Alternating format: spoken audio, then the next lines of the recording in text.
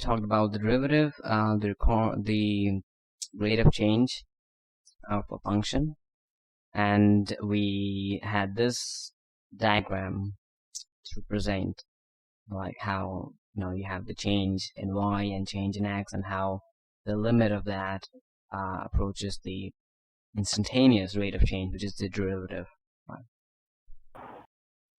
So we have a few examples, like if your function, like for different functions you have different rates of change and like what they mean. If your function q is charged at a point, so q of r would be for every point in the space you have some charge as a function of that coordinate. So when you take its derivative, you're going to get the electrical current. For distance or displacement, so this is for distance, when you take the derivative you're going to get the speed. For displacement it will be velocity, and for temperature you're going to get the temperature gradient.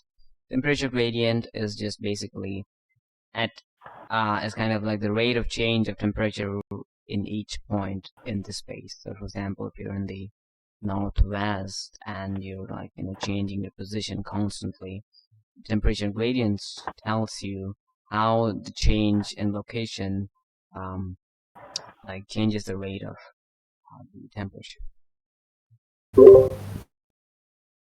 What do we mean by the term gradient there? Gradient, we're going to probably not see the word again until you take multivariable calculus. But gradient means, you can think of it as the tendency to change. So for example, like you can think of temperature gradient as think of it like as a slope, right? For example, you have temperature in northwest is like higher than temperature in like southwest.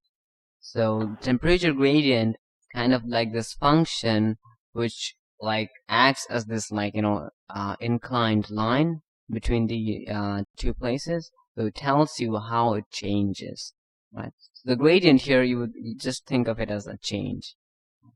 But later we're going to see that gradient itself is another operator like this derivative, and we'll see a few things, but that is another course, 1802, after this course.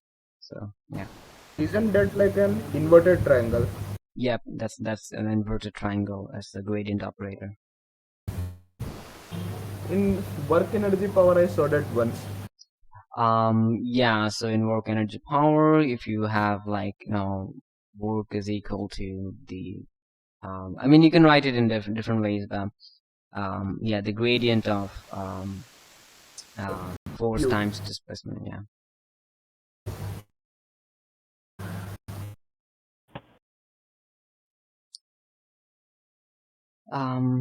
Yeah, that's basically it. But it depends, but because again, temperature is not measured by one component. For example, distance just is like has like one component to it.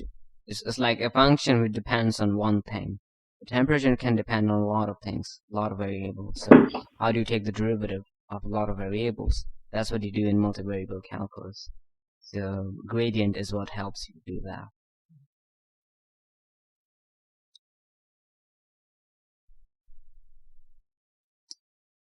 Okay, let's see.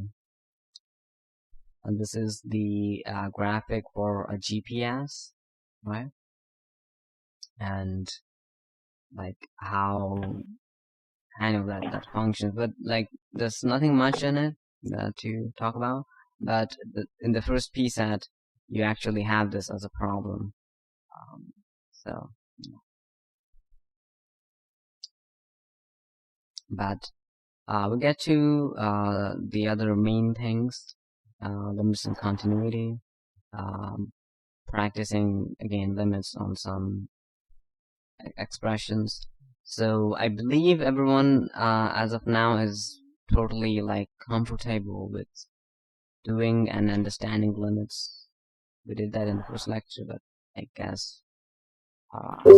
Yes. Okay.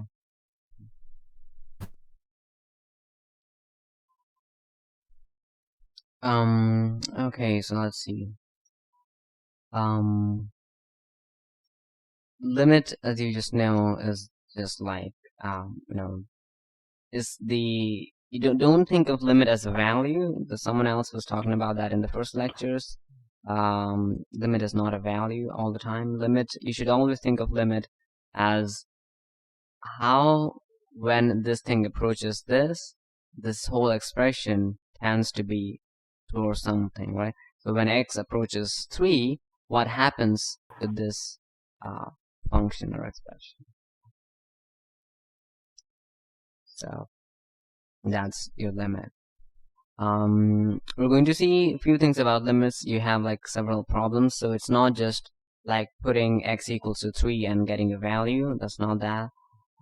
You'll see that at times when you cannot do that, so you'll have other ways to do it. You have something called famously the L'Hopital rule, which helps you evaluate limits in not trivial cases.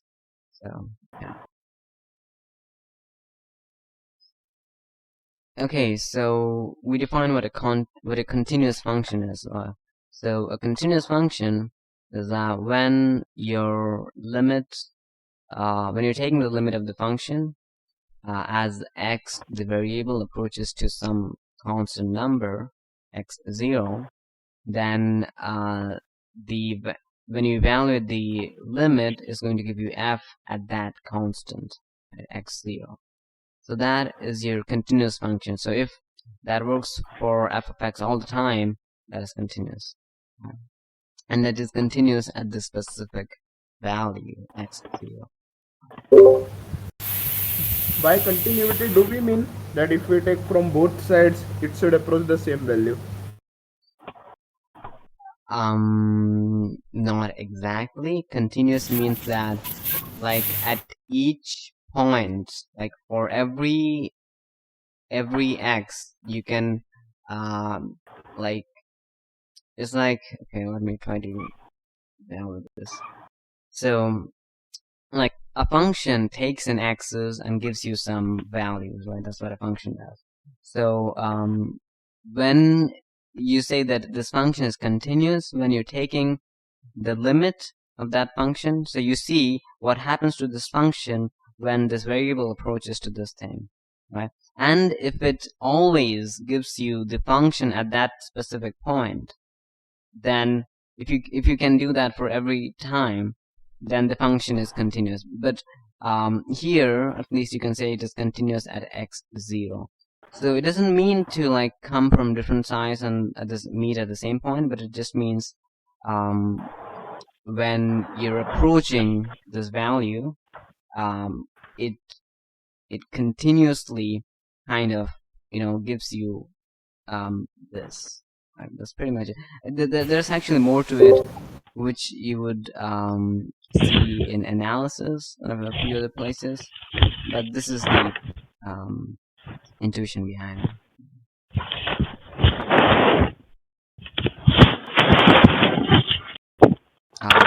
Jose, you have got a lot of noise. Would you mind muting?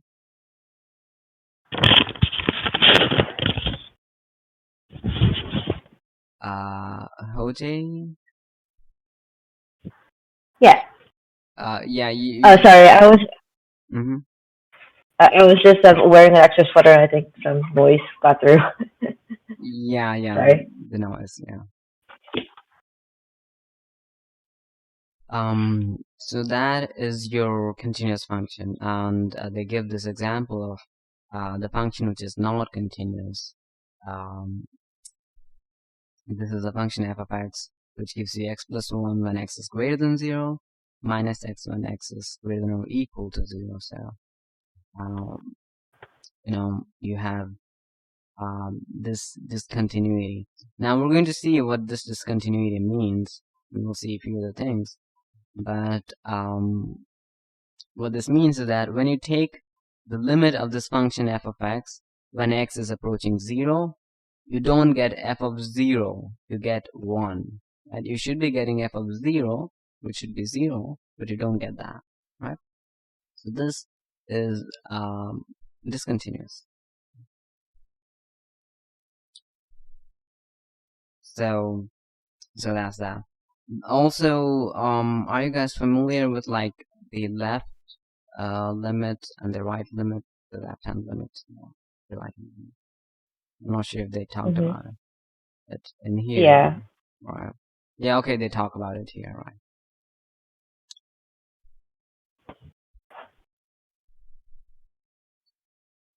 So that's discontinuous. Now, would someone like mind like explaining this part of the lecture notes? Like, I believe if you watched the lecture, you understood it well. Like, what do you understand from it? The removable discontinuity. Can you explain it a bit? Yeah, I'll give it a stab. Okay. Yeah. So in removable discontinuity, the left-hand limit and the right-hand limit both exist and equal to each other, but the function value at x0 is either not defined or like defined somewhere else. Like there could be a point like where there's a gap. Like if there's a point underneath or above, then the function is defined there, but it's not equal to the limit as it approaches that point. Right. Yes.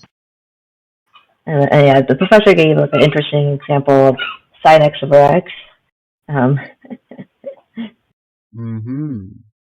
Yeah, where it's not, this function is not defined at 0 because you would be dividing something by 0, so it's going to be undefined. But the limit is still approaching 1. Right. Which is pretty cool. Actually, I'm going to see if I can graph it, so just for my own sake, what it looks like. Sure. I have not yet reached that discontinuity part. Okay.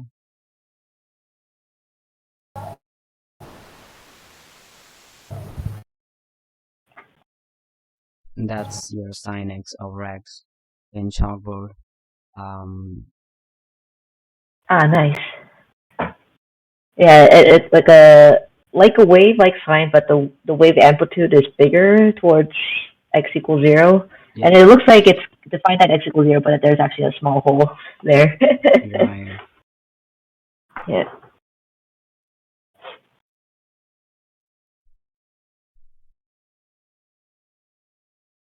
But I think the later in the lecture notes, there is like some geometrical proof of why limit of sine x over x as x equals 0, x approaches 0, goes to 1, and the other kind of counterpart of the function 1 minus cosine x over x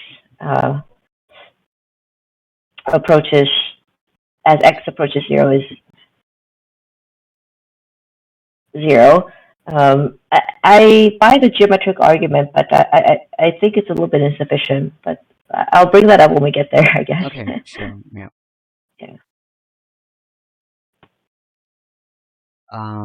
So yeah, Siddharth, you were saying that you haven't got until this part, is it? Yes. Okay. I had done till the right hand limit, left hand limit, and till the continuity. Okay. Beginning of continuity.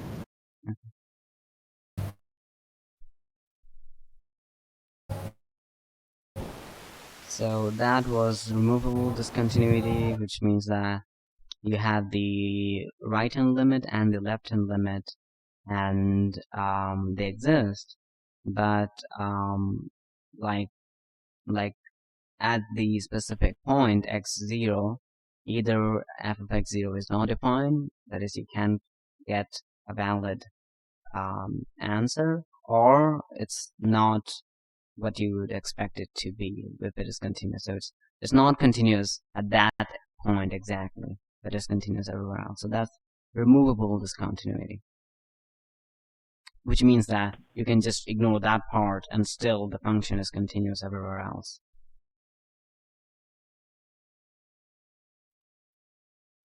Give me a minute.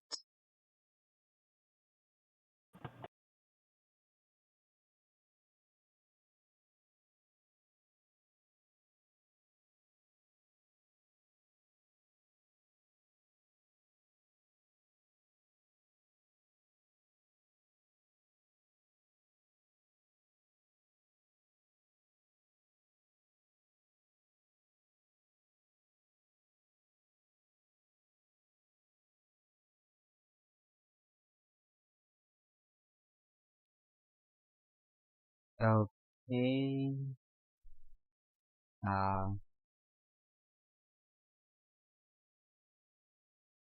Yeah, I guess you can hear me. Also, hello, Nobita. We're doing calculus one. Yeah.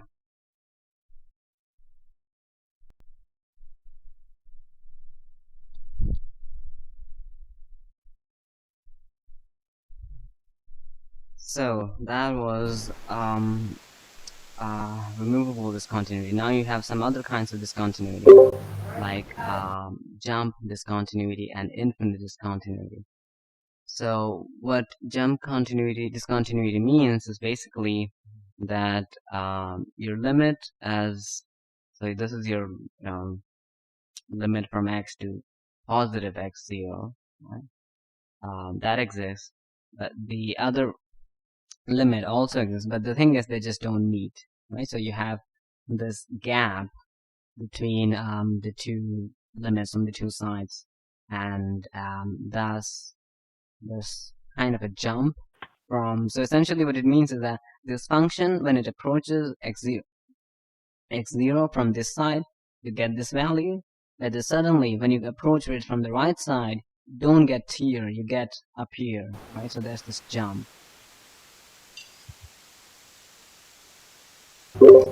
But why are they directly above each other? Because it is x0, right? So f of x0 is going to be in that line. Makes sense? So does this mean that the limit will be x0 at that point? No, again, when you're calculating limits, you're getting something for f, right? So this is your f of x0 when it is approaching from the left side, from x to positive x0. But so this is a value of f.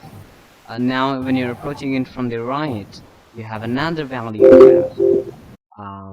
But what happens is that again, they're going to be on the same line because they're both evaluated at x0. But what's going to be different is the value of f in both the cases. So here we have value of f here, and in this case it's here. So that's the gap.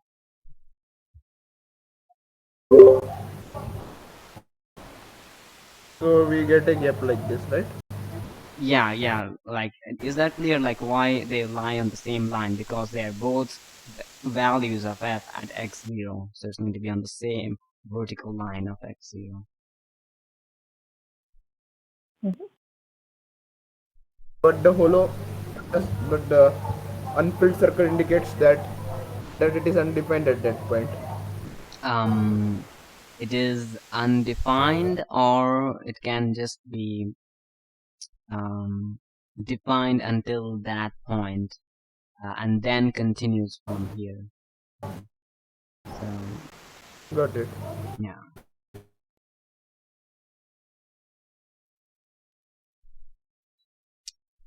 Okay, so that was your jump discontinuity. Now you have infinite discontinuity, which is pretty simple, which is that when you're approaching from the left side or the right side, you don't hit a point or a value, or it's not even undefined. It's just that you approach infinity. So from the right, if you come, you go towards infinity, positive infinity of y. So up from the left you go down, so that's the negative infinity. And that's for this graph is for 1 over x, one of the graphs that you're going to see pretty much all the time. Yeah. Can I ask a question? Mm-hmm. For this example, if you have 1 over absolute value of x, Mm-hmm. so it will be approaching on both left and right hand limits will be approaching positive infinity, right? Because it's 1 Yes. over absolute value, so all the negative values of x will have positive y. Is that still infinite discontinuity? Is that discontinuity? Because the left and the right hand side exist, and they're, I guess, both approaching infinity. Mm-hmm. I guess the function is undefined, like 1 over 0 is undefined, so I guess it is not continuous. It's kind of like at x equals 0. Yeah, you're going to have something like this in this Right. quadrant, but they're never going to meet, right? So they're going to go Right. closer, but they're going to go parallel. It looks like they're going to meet at some point, but they'll never meet.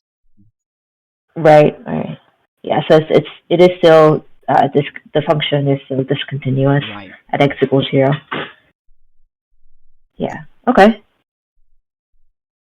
Mm-hmm. So this is another discontinuity, which is just mostly random. So you can't exactly say how the function is discontinuous, but you just know that the limit doesn't exist. Right. Yeah. This, I guess this is just a random, I don't know, scribble, but it looks a lot like something called the topologist sine curve. You've seen something like that. It looks a lot like that. Let me see if I can show you something. Topologist sine curve. I think I have. Is the limit doesn't exist at all. Like this?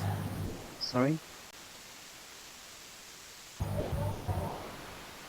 Siddharth, you were saying I think, Siddharth, you were asking the question of like whether the limit exists, and I think in this case, the left and the right hand limit it doesn't even exist. So you can't say anything about like right. continuity because the limit doesn't exist.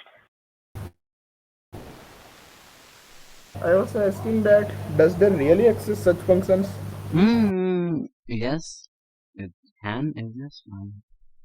You have some weird functions where you have discontinuity in this. Is there any example? Example, I'll have to think, but I probably remember something from waves. Yeah, I think the professor in the lecture gave the example sine of 1 over x. Sine of 1 over x, I guess, yeah. Yeah, I'll see if I can like, post some kind of.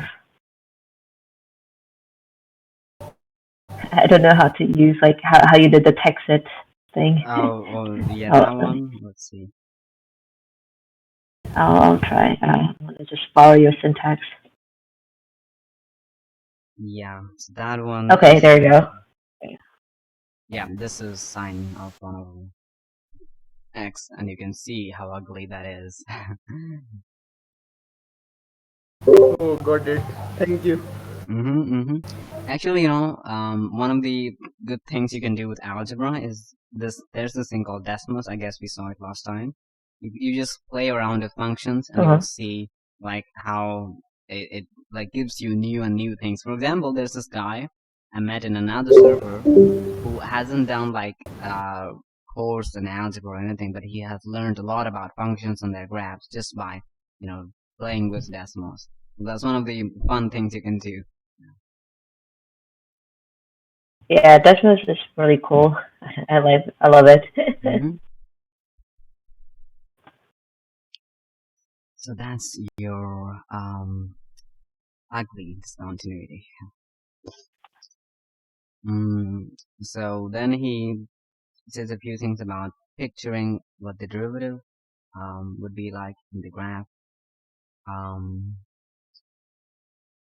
and there are a few things, but I'd like to know what people think about this from the lecture, and like what they've got, and like if they've got any insight about graphing that they didn't have before. Oh, the thing that I learned here that I didn't know before was that something in the parentheses. It says you might also notice that f of x is an odd function, while f prime of x is an even function. The derivative of an odd function is always even, and vice versa. I thought that would be like a neat way for me to check if I were to graph the derivative of something, which Right. yeah, he mentioned that the derivative it usually looks like a completely different function, and I got that part. I think I've drawn enough that I noticed that they're different, but I never noticed that the like derivative of odd is even or derivative of an even function is odd. Mm-hmm, mm-hmm. So Yeah, yeah, makes sense. cool little tidbit. Mm-hmm, mm-hmm. Yeah, this looks like a very little thing, but it can be useful when you're like dealing with functions. And if you can just establish the odd and even condition, you can get somewhere closer to the derivatives. Let's see.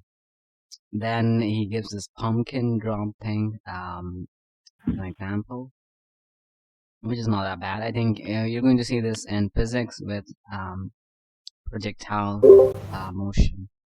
Motion. Yeah. So someone throws a pumpkin over the tallest building on campus. So throwing a pumpkin over the tallest building on campus, you need hell of a energy to do that. Um, but here, right? So you have this parabola, which as you can see is 400 minus 16t squared, and t is from -5 to 5. Um, that's your graph. Now, what they're trying to do is probably figure out its derivative, um, and figure out the slope at each condition. So as you can see, they're trying to find the tangent line at each point, and look what that will be like. And if you know the projectile motion thing, you're going to know that as you throw, the velocity has two components: the vertical and the horizontal component. The vertical component of velocity is going to slightly decrease gradually, and the horizontal velocity is going to increase gradually, which gives it this kind of direction in the angular direction. So it goes up, and then the vertical velocity suddenly starts increasing, and the horizontal velocity starts decreasing. Then it makes this fall in the latter half. So your goal with just the graph is find a tangent at each point with the pumpkin, and see what the derivative is going to look like.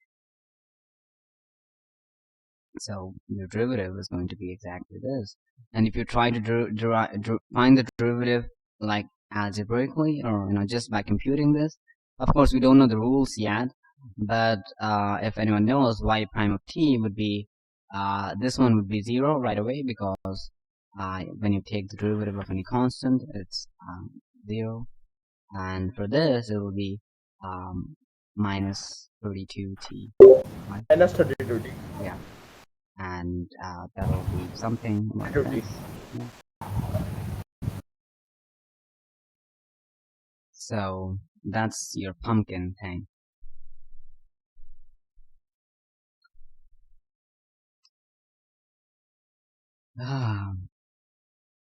So here they're trying to find the limits of some trigonometric functions, and they give geometric proof of one of those. So that's pretty interesting. So we'll see how they do that.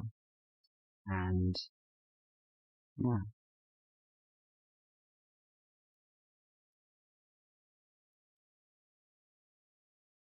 Okay, so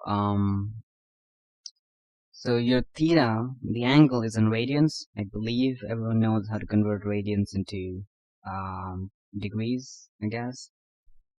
Mm-hmm. Yes. Okay. So we're trying to find out what happens to sine theta over theta when theta goes to 0. Right? And they give this, they give the answer already, that sine theta over theta goes to 1, and 1 minus cosine theta over theta goes to 0. Now, the best thing about trigonometry is that when you have something trigonometric, which is not entirely complicated, you can just go back to the unit circle. Go back to the unit circle, you're going to get much more intuition, and it's going to help you. So, that's partly what they do here. But as Hoje, you've watched it, would you, go ahead and tell a few things, and then we can continue with the other part of the cosine function. Okay. Yeah. Do you mind scrolling up to the sign? Yeah. There we go. Perfect. So the geometric proof starts with a unit circle. So here they only drew the half circle, but that's okay. The important thing to note is that the radius is 1, hence unit circle. And here they draw an arbitrary angle theta in radians, and I think this is a geometry thing that you need to remember. But if the angle is theta for a unit circle, then the arc length, which is denoted by the red, like that portion of the circle, kind of like part of the circumference, that length is also equal to theta in radians. And if you were to draw a right triangle from right triangle, then the sine of theta would be the opposite over hypotenuse. So now we have kind of like a visualization of what the quantity sine theta looks like. That's that vertical line, and what theta looks like, which is the arc length. And the limit as theta goes to 0, it's kind of like, it's like a Pac-Man, like squeezing, like imagine theta getting smaller and smaller. Then sine theta will obviously get smaller, arc length theta will get smaller, but they get smaller in the same rates. So that's why the limit is 1. Right. Or yeah. Yeah. So this is where like the theta is getting like squeezed and smaller. Right. So like the main thing to note of what you said is that get squeezed at the same rate. So when theta goes to 0, that is, you're just making this whole radius, come down to this horizontal line. You're decreasing the arc length and the perpendicular at the same rate. So what happens is that if they're the same rate, then if you're like having a function which is dividing them, then of course it's going to approach 1, because they're going to cancel each other. So that is your sine theta over theta. So this is geometric proof in the sense you can just use this use the unit circle, some trigonometric things you learned in, I don't know, high school, not high school, I believe, like sophomore or whatever, and use that without like dealing with anything algebraic, and get the same thing as you would do otherwise. So that's nice. Right. I think my kind of so I get it in the geometric sense, but how can you kind of show that sine theta and theta are decreasing at the same rate, because the argument for 1 minus cosine theta over theta is that 1 minus cosine theta decreases faster than the arc length, and therefore the limit goes to 0. And if you draw it out carefully, like, yes, I can see, for example, here 1 minus cosine theta, looks pretty big, but I guess with respect to arc length, shorter. And if you scroll down a little bit, sorry, I just want to make a little point.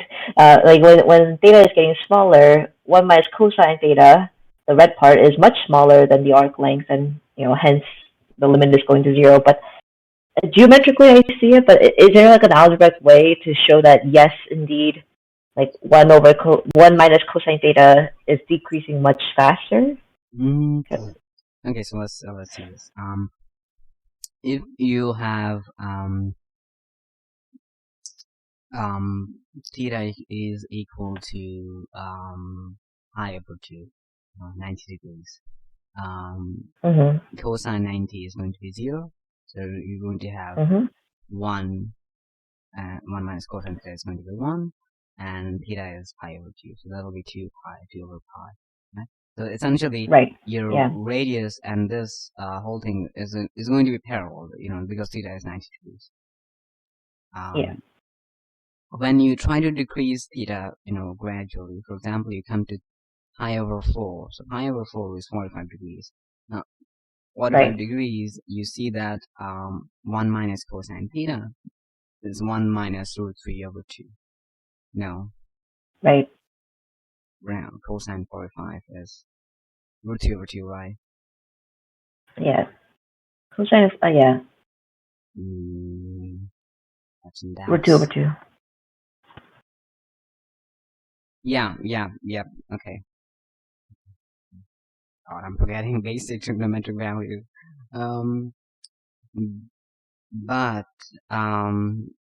So what you're trying to see is that as you decrease theta, so theta becomes pi over 4. So pi over 4 is like very, very large than 1 minus root 3 over 2.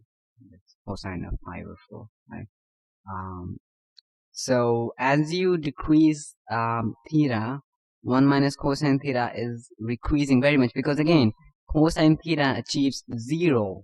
When does it achieve 0? When theta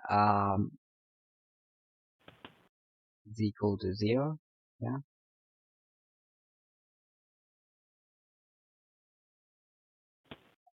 You mean 1 minus cosine theta? No, cosine theta is achieving, goes towards 0 when theta is 0, right? No, cosine theta is 0 when theta is 90, yes. Yes, right. Yeah. Right. Yeah. So cosine theta increases when theta decreases. See that? Cosine theta decreases as theta increases. Yes, that's right. From theta from 0 to pi over 2. Yes. Right. Yes.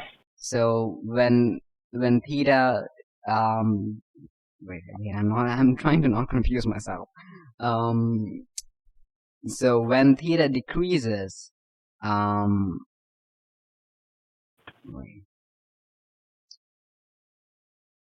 So I'll just put a plot of 1 minus cosine theta on the chalkboard. I think that'll be plot 1 minus cosine of x. That's not the right syntax.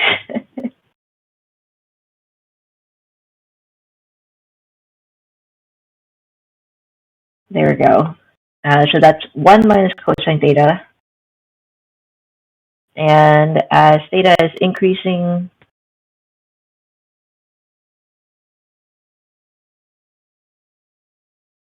right. So when theta is going from 0 to pi over 2, it's going from 0 to 1. And then it decreases again. Okay, yeah.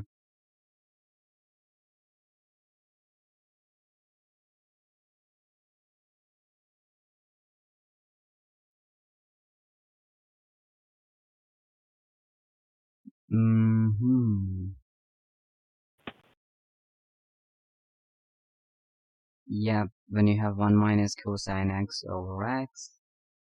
Oh, nice. Yeah, and we can directly look at the limit in this case, yeah, which is going to 0.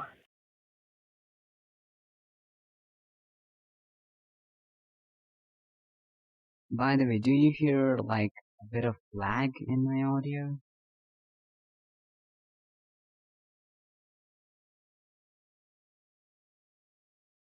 Yeah, Let me try to do something I about heard it. my own echo.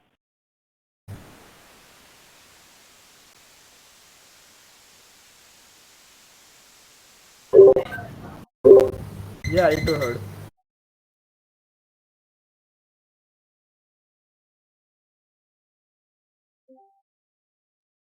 Do you hear me better now? Yes. Okay.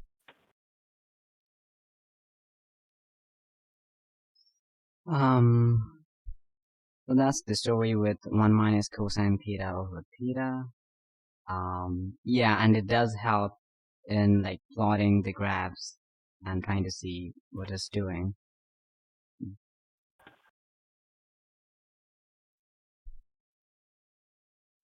But we'll also see that to evaluate the limit without any geometric notion, we're going to use some trick to make it work, because you can't just put theta equals to 0 and like evaluate it. That's not going to work.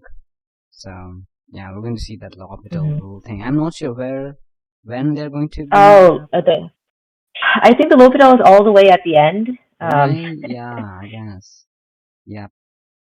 The indeterminate Yeah, form. so You'll have to wait a while. yeah, we have to wait for a long time. But it can be okay. But I have heard of the term. I don't remember what it is exactly, but Yeah, like um, basically it just means that when your function is like in this fraction format and it is not trivially determinable, essentially you can't put in the values and get an answer. You're going to take the derivative of the numerator and denominator, and the limit is going to be the yeah, same. and then gotcha. Yeah, so in this case, if we apply the L'Hopital rule, like 1 minus cosine theta, I know we're kind of getting ahead, but that will be uh, sine theta, because derivative of 1 is 0, and Right. derivative of cosine is negative sign, so the minus signs cancel out. And the denominator, the derivative of theta is just going to be 1. So it will be the limit of sine theta as theta goes to 0, And that's 0. which is 0. Okay, cool. Yes, L'Hopital rule is pretty cool. Okay. So that was finding limits with geometry. Then we have last theorem, which is that if you have a function which is differentiable, then that implies it's continuous. And they probably show this just algebraically, but you should try to think about it geometrically. Try to figure out this graph of this function. If it is differentiable, can you find out if it's differentiable, can you say that for each point the limit exists and it exists validly? And it's easy to find out about. Yeah. So if f is differentiable at x0, then f is continuous at x0. So the argument is pretty basic, which is that you evaluate f of x minus f of x0. That's trying to find out the derivative, right? Remember how it comes from the limit. So you try to figure out this limit, and this is basically this f of x minus f of x0 over x minus x0, and you see how this behaves when x goes to x0. But again, you're multiplying x minus x0 both in the denominator and in the numerator, just to give this form of the derivative. So this is just the derivative, so you have f prime of x0 times x minus x0, which approaches 0 when x goes to x0. So that's 0. this whole thing becomes zero. Essentially saying that the limit itself is zero, f of x is equal to f of x zero, saying that it's continuous. So yeah, that's a one-line proof, but yeah. Yeah. I guess technically here, if I were to add a step, you can say that the limit of the multiplication of two functions. So in the middle step, where it says limit of x approaches x0 of f of x minus f of x0 over x0, if I call that function, let's say g of x, and the function h of x equals 8x minus x0, then technically I can write limit of g of x times limit of h of x, and then limit of g of x evaluates to the derivative f prime x0, and then the limit of h of x evaluates to 0. Right.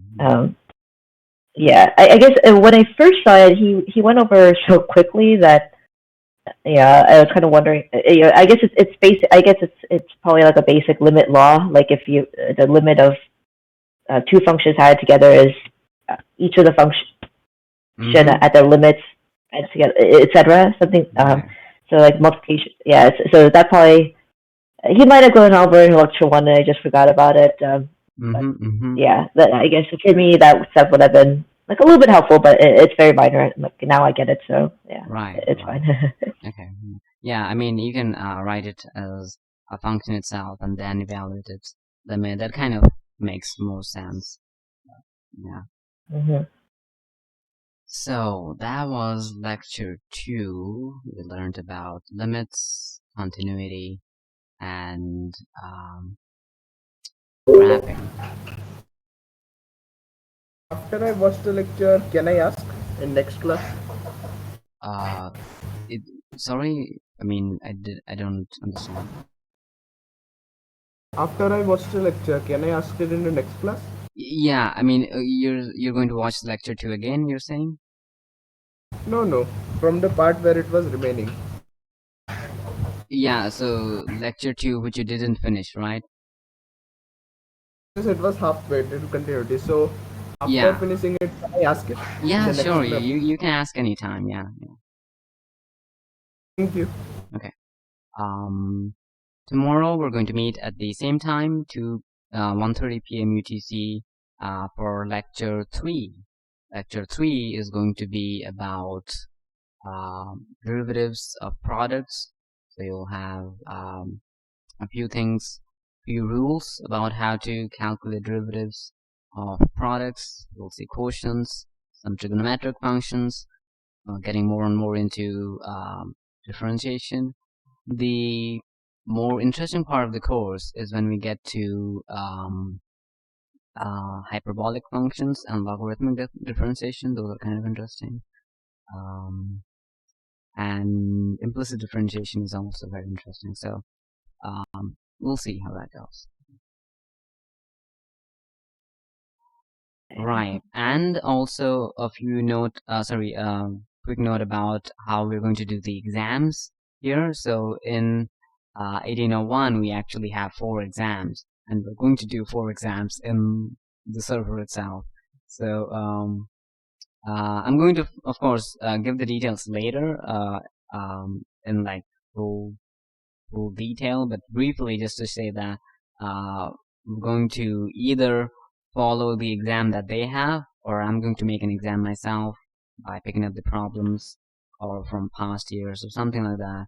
And we're going to have a time limited session where everyone has to solve the problems and post it within the time, and I'm going to grade it in some manner, and we'll have something like that to imitate the exam environment or something like that. So, yeah. Sounds good. I think tomorrow at the time we're meeting, I have to take my dog to the vet. Okay. But I do have Discord on my phone, so I might still be able to listen in. I'm not sure how much data that will take up, but yeah. I was just looking at the lecture notes for tomorrow. Yeah. It doesn't take up a lot of data to listen in. Also, like is it going to be? Do you mind if we should do early, if you can accommodate, or late or something that would work? So the vet appointment is exactly at 1:30 p.m. when it starts. Mm-hmm. That's when it overlaps, and usually it takes about 30 or so minutes. So Okay. if everybody is okay, if everybody starts 30 minutes later, then I probably wouldn't be missing out as much. Okay. But yeah. But also at the same time, I have gone through this lecture, and Right. theoretically I do know, but I just love the discussion. So Okay. so I will leave it up to like kind of general availability of other Right. people. I guess I want more people, to come, Mhm. and if that means I will just miss out on the first 20 minutes, that's fine. So, Yeah, I'm going to like ask other people what works for them. If 30 minutes early works for them, then we're going to do that. sounds good. Yes. So have a great day, everyone. Thanks for joining, and we're going to continue next time.